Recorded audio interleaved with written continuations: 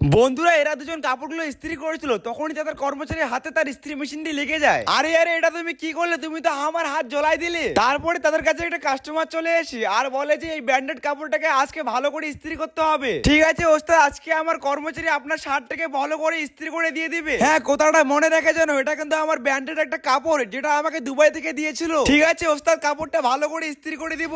এই নিয়ে তো এই শার্টটাকে ভালো করে ইস্ত্রি কর, আর আমি ওই আগে শার্টগুলো ভালো করে গুছিয়ে নিই। তারপরে সেই লোকটি কাপড়টাকে খুলে ভালো করে ইস্ত্রি করতে থাকে। আরে এই সময় আবার কে ফোন করলো? হ্যালো, আরে আপনি কি শুনছেন? আপনার নেটওয়ার্ক অনেক খারাপ। আরে কোন পাগল চলে খেয়ে দিয়ে কাজ নিয়ে আমাকে ফোন করে কথা বলে না। আরে আরে এটা কি হয়ে গেল? পুরো ইস্ত্রি মেশিন দিয়ে তো কাপড়টি ফেটে গেল। এরপরে সেই লোকগুলো তাদের কাপড়টিকে নিতে দোকানে চলে আসে। এই না ওস্তাদ, আমার কর্মচারী আপনার শার্টটিকে ভালো করে ইস্ত্রি করে দিয়েছে। তাহলে তো একবার খুলিয়ে দেখার দরকার। আরে আরে তুমি আমার শার্টটিকে কি অবস্থা করে দিয়েছো? ভালো করে ইস্ত্রি না করে আমার শার্টটিকে পুরো ফেটে দিয়েছো। এরপর তারা সবাই মিলে ওই লোকটিকে পুরো মারতে থাকে।